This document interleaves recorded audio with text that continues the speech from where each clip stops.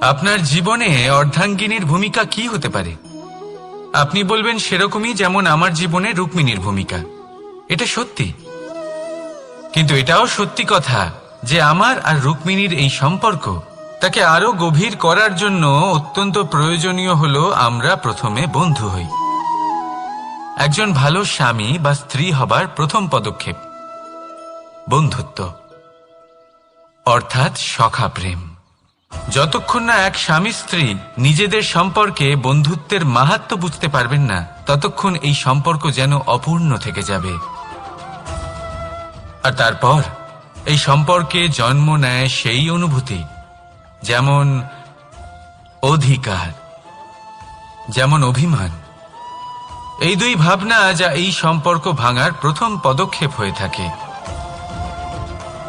সেই জন্য নিজের দাম্পত্য জীবনে অধিকার ফলানো